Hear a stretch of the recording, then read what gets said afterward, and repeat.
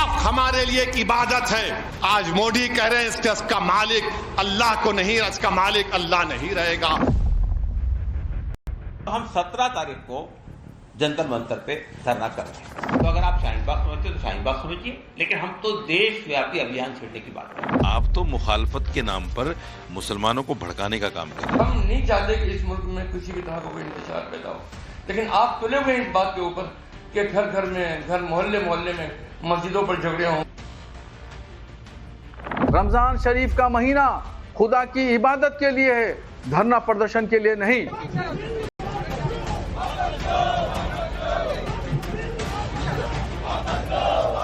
मुसलमानों के लिए धार्मिक मसला है और धार्मिक मसला बहुत सेंसिटिव मसला है।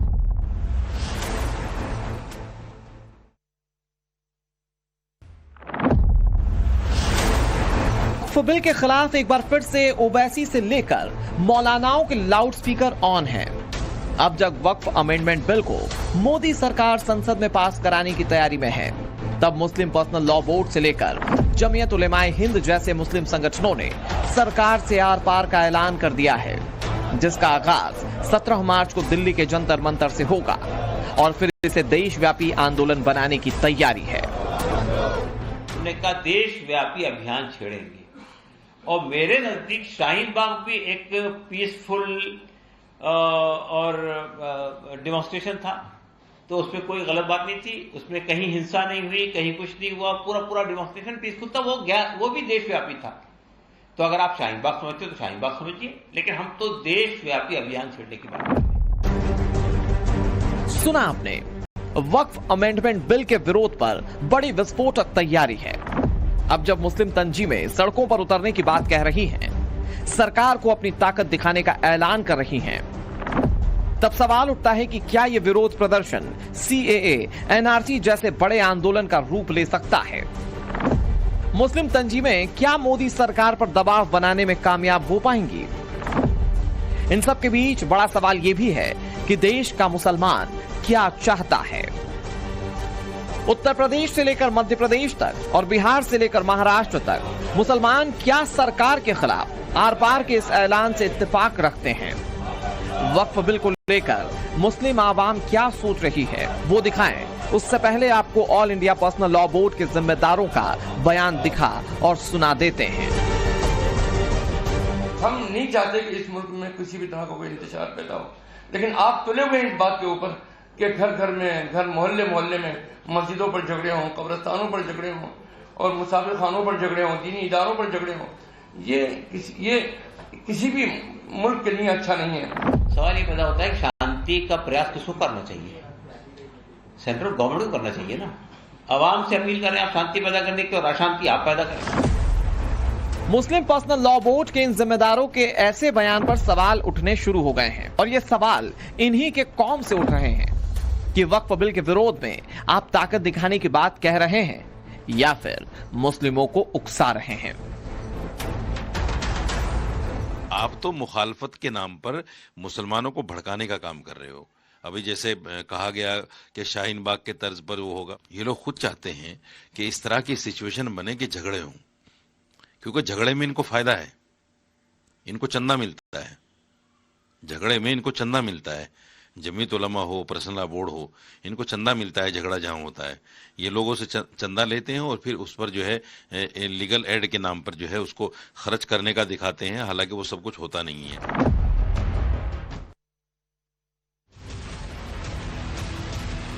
हो गया।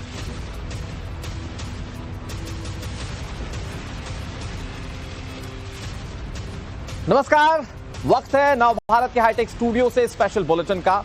बात वक्फ पर छिड़े बवाल की कर रहे हैं। वक्फ बिल के विरोध में मुस्लिम पर्सनल लॉ बोर्ड और जमीयत उलेमाए हिंद सरकार से आर पार के मूड में है।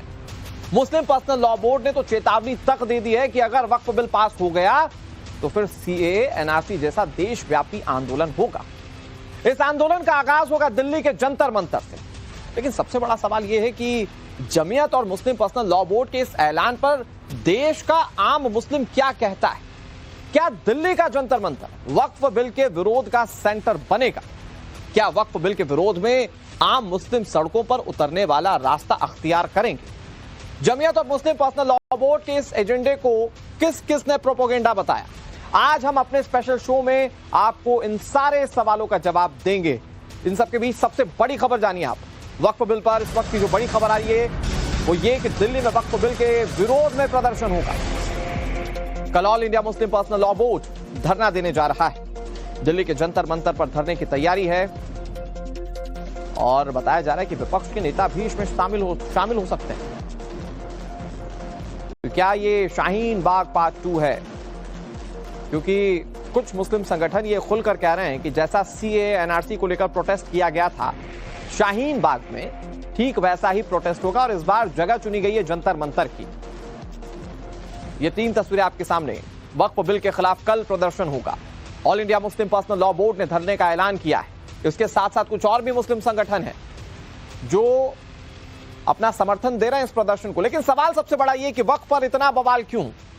वक्फ की कुछ ताकत वक्फ अमेंडमेंट बिल में सीमित कर दी गई थी और इसको लेकर बाकायदा जेपीसी भी बनाई गई थी। जेपीसी ने चर्चा करने के बाद उसे सदन के पटल पर रखा। बावजूद इसके इस पर विरोध और ये प्रदर्शन की तैयारी क्यों?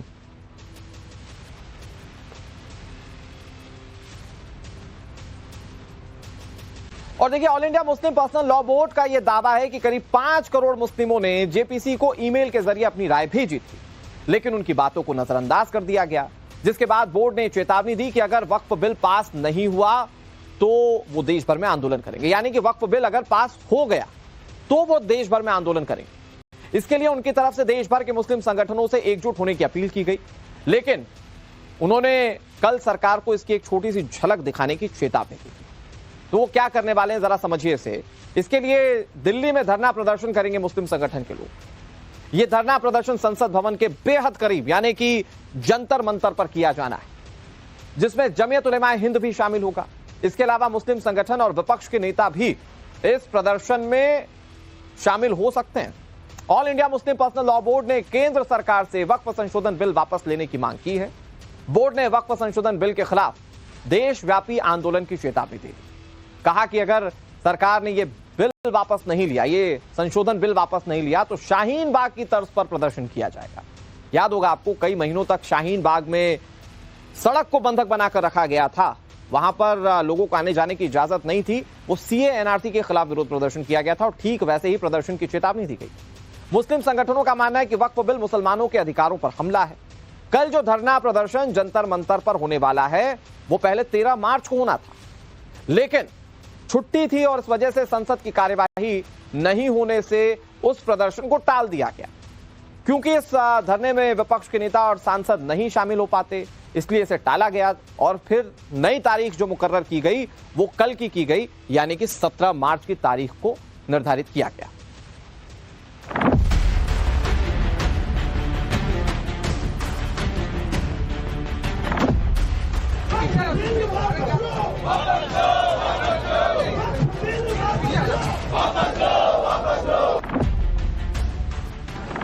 वक्फ हमारे लिए एक इबादत है। आज मोदी कह रहे हैं इसका मालिक अल्लाह को नहीं, इसका मालिक अल्लाह नहीं रहेगा। हम 17 तारीख को जंतर मंतर पे धरना कर रहे हैं। तो अगर आप शाहीन बाग समझते हो तो शाहीन बाग समझिए, लेकिन हम तो देशव्यापी अभियान छेड़ने की बात कर रहे हैं। आप तो मुखालफत के नाम पर मुसलमानों को भड़काने का काम कर रहे हैं। हम नहीं चाहते कि इस मुल्क में किसी भी तरह का कोई इंतशार पैदा हो, लेकिन आप तुले हुए इस बात के ऊपर कि घर घर में, घर मोहल्ले मोहल्ले में मस्जिदों पर झगड़े हों। रमजान शरीफ का महीना खुदा की इबादत के लिए है, धरना प्रदर्शन के लिए नहीं।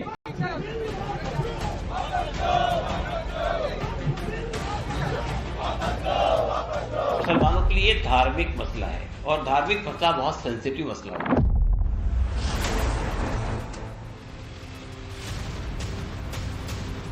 और नए वक्फ कानून का विरोध करने वाले मौलानाओं की कोशिश है कि देश में मुस्लिमों के जहन में यह बैठा दिया जाए कि वक्फ संशोधन बिल अगर पास हो गया तो मुस्लिमों से सब कुछ छिन जाए, देश में उनकी जिंदगी लावारिस वाली हो जाएगी।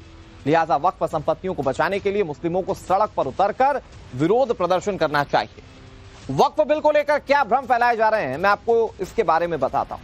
आप समझिए कि कैसे मुस्लिमों के ध्यान को डाइवर्ट करने की कोशिश है या फिर हाईजैक करने की कोशिश आप कह लीजिए। दरअसल मुसलमानों का हक छीनने की तैयारी की जा रही है। वक्फ संशोधन बिल को लेकर मुस्लिमों के मन में यह बात डाली जा रही है।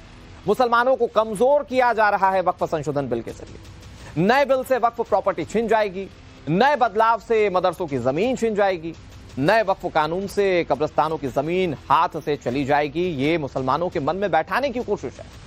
वक्फ बोर्ड को खत्म करने की प्लानिंग की जा रही है। मदरसों पर ताला लगाने की साजिश चल रही है।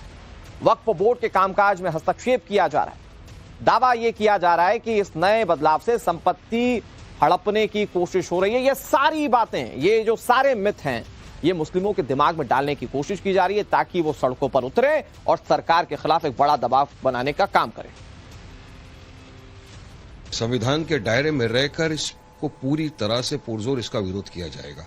कोर्टों में जाना पड़ा, कोर्टों में जाएंगे। मुस्लिम पर्सनल लॉ बोर्ड ने कहा कि हमको अगर रास्ते पे आना पड़ा, संवैधानिक तौर से प्रोटेस्ट करना पड़ा तो वो भी करेंगे, क्योंकि ये एक मुसलमानों को दुयम दर्जा बता देने का, आपको हमारी मर्जी चलेगी, ये वाला वो चल रहा है मोदी राज में। कोई भी वक्फ के सपोर्ट में नहीं है। जब मुस्लिम पर्सनल लॉ बोर्ड ने एक वेबसाइट निकाला था, उसमें कहा था कि जिसको इस बिल से ऑब्जेक्शन है, वो अपना ऑब्जेक्शन दायर करे। यकीन मानिए करोड़ों के हिसाब से लोगों ने अपना ऑब्जेक्शन दायर किया, मगर फिर भी सरकार ही नहीं की है। तो मुझे लगता है और हमारा भी यही मानना है कि वक्फ का जो ये कानून सरकार लाने की कोशिश कर रही है, ये पूरी तरह से संवैधानिक है और ये मुसलमानों से उनके हक को, उनकी जमीनों को छीनने के लिए ये कानून बनाया जाए। निंदा करना चाहती हूँ ये जो भी बोर्ड होगा उनका, कि वक्फ बोर्ड के नाम पर, वक्फ बोर्ड है क्या ये समझने की जरूरत है। वक्फ बोर्ड एक सोची समझी साजिश इस देश पर लादी गई, जिसके तहत हिंदुओं समेत अन्य जितनी कम्युनिटी है इस देश में, उन सब की जमीनों को इल्लीगल तौर पर कब्जा करना ही वक्फ बोर्ड है। देखिए, वक्फ बिल के विरोध में मौलानाओं का एक ऐसा तबका है जो अपनी आवाज को बहुत बुलंद कर रहा है, लेकिन दूसरी तरफ कुछ ऐसे भी मौलाना हैं जो बिल के विरोध में खड़े लोगों पर सवाल उठा रहे हैं और मुस्लिमों को उकसाने का आरोप लगा रहे हैं। मैं आपको ये पूरी थ्योरी समझाता हूं। दरअसल कुछ मौलाना वक्फ बिल के विरोध में हैं तो कुछ इसका समर्थन कर रहे हैं। वो कह रहे हैं कि वक्फ अमेंडमेंट बिल ठीक है मुस्लिमों के लिए। ऑल इंडिया इमाम एसोसिएशन के प्रेसिडेंट साजिद रशीदी ने उन भड़काऊ मौलानाओं को जवाब दिया जो बिल को लेकर जहर उगल रहे हैं। उन्होंने कहा कि देश में मुस्लिमों को भड़काने का काम किया जा रहा है, प्रदर्शन के नाम पर देश का माहौल बिगाड़ने की मंशा है। उन्होंने ये तक आरोप लगा दिया कि लोगों को भड़काने के लिए चंदा दिया जाता है। याद होगा आपको, शाहीन बाग में प्रदर्शन हो रहा था तो बिरयानी वाला कॉन्सेप्ट चल रहा था और इस पे मौलाना साहब कह रहे हैं कि भड़काने के लिए चंदा दिया जाता है। जमीयत उलेमाए हिंद, मुस्लिम पर्सनल लॉ बोर्ड को इसके लिए चंदा मिलता है। यही नहीं, ऑल इंडिया मुस्लिम जमात के राष्ट्रीय अध्यक्ष मौलाना शहाबुद्दीन रजवी बरेलवी भी बिल के विरोध में हो रहे प्रदर्शन के खिलाफ हैं। उन्होंने कहा कि रमजान शरीफ का महीना खुदा की इबादत के लिए है, ना कि प्रदर्शन के लिए। उन्होंने आरोप लगाया कि मुस्लिम पर्सनल लॉ बोर्ड देश के मुस्लिमों को भड़का रहा है। भारत में मुस्लिमों को कोई खतरा नहीं है, वो सुरक्षित है। यानी कि मौलाना खुद आग लगाने वाले मौलानाओं को जवाब दे रहे हैं। आगे रजवी साहब कह रहे हैं कि जो लोग भड़काने का काम कर रहे हैं उन्हें पाकिस्तान या बांग्लादेश भेज देना चाहिए। जमीयत उलेमाए हिंद के अरशद मदनी हो या मुस्लिम पर्सनल लॉ बोर्ड या मौलाना कल्बे जवाद या फिर हैदराबादी भाईजान असदुद्दीन ओवैसी, सब के सब वक्फ बिल को मुसलमानों पर सीधा हमला बता रहे हैं। इसे शरीयत के खिलाफ बता रहे हैं, वक्फ प्रॉपर्टी के खिलाफ इसे साजिश बता रहे हैं।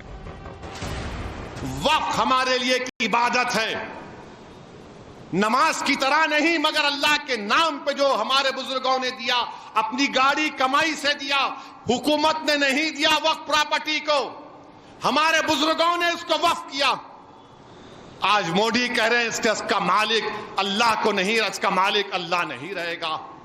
झूठ बोलते हैं बीजेपी वाले कि नहीं वक्फ के अच्छा करने के लिए कौन सा एक सेक्शन है बताओ। नए वक्फ कानून का विरोध करने वाले मुस्लिमों के जहन में यह बैठाने की कोशिश है कि वक्फ संशोधन बिल अगर पास हो जाता है तो वक्फ की प्रॉपर्टी छिन जाएगी, मदरसों और कब्रिस्तान की जमीन छिन जाएगी। लिहाजा वक्फ संपत्तियों को बचाने के लिए मुसलमानों को सड़क पर उतरकर विरोध प्रदर्शन करना चाहिए। लेकिन देश का मुसलमान क्या सोचता है, वक्फ बिल को लेकर उसकी क्या राय है, इस पर सबसे पहले मध्य प्रदेश के बुरहानपुर के मुस्लिमों को सुनिए। की स्टडी करें तो ये पाएंगे आप कि ये मुसलमानों के हक में है और इससे मुस्लिम प्रॉपर्टियों का संरक्षण हो पाएगा। और जो अवैध कब्जे है इसमें 99% हमारे ही लोगों के हैं, वो कब्जों को वापस लेने में आसानी होगी। और ऐसा अगर ये पॉलिटिकल मुद्दा ना बनाया जाए तो इसमें सड़क पे आने जैसा कोई मामला नहीं है। कोई अमेंडमेंट अगर होता है तो भारतीय मुसलमान सीए एनआरसी से ज्यादा उग्र होकर इसके अंदर संवैधानिक दायरों में रहते हुए उसका विरोध करेंगे। मेरी जानकारी में है वक्फ में जो अमिटमेंट हो रहा है वो मुसलमानों के हित में है। जिस तरीके से जबरदस्ती पूंजीपतियों ने और पुराने रसूखदारों ने, पार्टी के पुराने पदाधिकारियों ने जिस तरीके से कब्जा करके रखे हैं, उनका तुरंत उनकी जमीन को खाली करवाया जाएगा। हमारे वक्फ बोर्ड के अंदर जो मदाखलत करे, और अगर हुकूमत वक्फ बोर्ड के अंदर मदाखलत करती है तो इसको मुसलमान कतई बर्दाश्त नहीं करेंगे। उसके लिए अगर सड़कों पर उतरने की नौबत आएंगी तो एनआरसी और सीए से ज्यादा बढ़ के हम जो है उसके लिए सड़कों पर उतरेंगे। वक्फ बिल के खिलाफ बुरहानपुर के मुस्लिमों की राय बटी दिखी। कुछ लोग सरकार के उस दावे से सहमत दिखे कि ये कानून सिर्फ वक्फ प्रॉपर्टी को रेगुलेट करने के लिए लाया जा रहा है, तो कुछ विरोध प्रदर्शनों के पक्ष में दिखे। तो सवाल ये कि क्या विरोध सीएए एनआरसी की तरह आंदोलन में तब्दील हो पाएगा? जानकारों का कहना है कि ऐसा मुमकिन नहीं है, क्योंकि वक्फ संपत्तियों पर रसूखदार मुस्लिमों और मिल्ली तंजीमों का ही कब्जा है। इसीलिए आम मुसलमान वक्फ के मामलों में खुद को जोड़ नहीं पा रहा है, क्योंकि नए कानून में उन्हें नुकसान पहुंचाने वाली बात अभी तक सामने नहीं आई है। देखिए, इस देश में हमेशा से माइनॉरिटी प्रेशर पॉलिटिक्स करती रही है। वो अपनी ताकत का इजहार करती है सड़क पे उतरकर। पहले सीए एनआरसी के मसले में या दूसरे तमाम ऐसे मसले हैं जहां ये एकजुट होकर सड़क पर उतरते हैं और सरकार को दबाव में लेकर फैसले अपने फेवर में कराने की कोशिश करते हैं। दरअसल ये जो वक्फ अमेंडमेंट बिल है, जो उम्मीद के तौर पे स्वीकार किया है इसे कैबिनेट ने, इसमें कोई ऐसी बात तो अभी तक नहीं आई है जो लगे कि वास्तव में इनकी जमीनों को इनसे छीना जाएगा।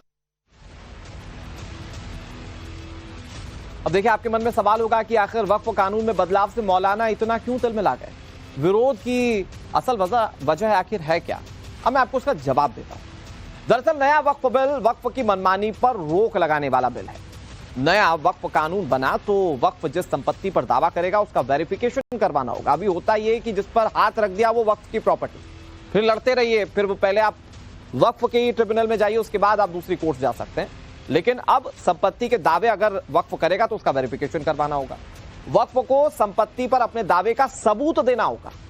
नए कानून से वक्फ बोर्ड की मनमानी शक्तियों पर रोक लगने वाली है और यही वजह है कि मौलाना इसका विरोध कर रहे हैं। अभी 250 संरक्षित स्मारकों पर वक्फ का अवैध कब्जा है।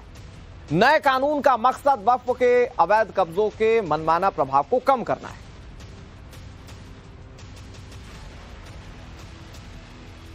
सरकार भी लगातार यही बात कह रही है कि वक्फ संशोधन बिल से नुकसान जैसी कोई बात नहीं है, बल्कि इससे गरीब और पसमानदा मुसलमान सबको फायदा होगा।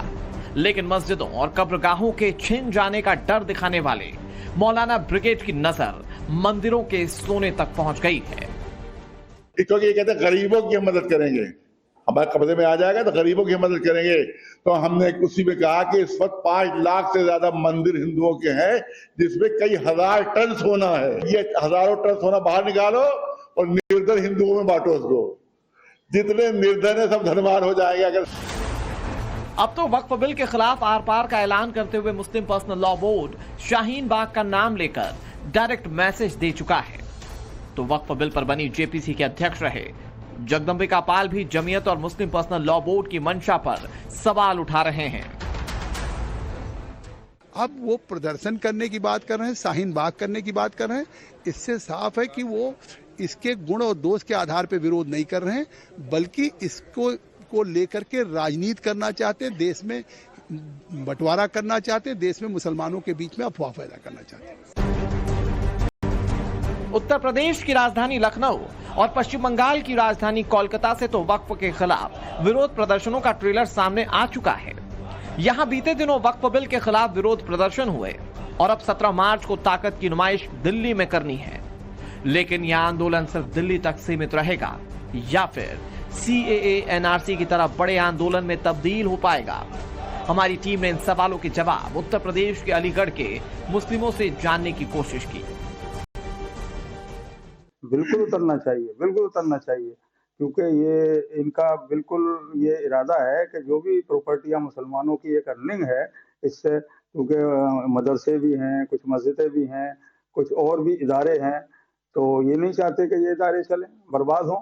लेकिन अगर ये सरकार आप इसमें हितना कर रही है मुसलमानों के लिए तो इसमें कोई परेशानी वाली बात नहीं है, तो ये बिल जो है पास होना चाहिए। क्योंकि अगर सरकार ये इस बात को कह रही है तो सरकार की पूरी बात सुननी चाहिए। दूसरी चीज मेरा भी ये मानना है कि वक्फ बोर्ड बहुत टाइम से है, हिंदुस्तान आजाद होने से वक्फ बोर्ड पहले से भी है, और लेकिन जो है पहले जो इसमें वक्फ बोर्ड के अंदर जो लोग मठासीन बनकर बैठे हुए हैं, जो अपनी बाप की प्रॉपर्टी समझते हैं, उन लोगों को हटना चाहिए।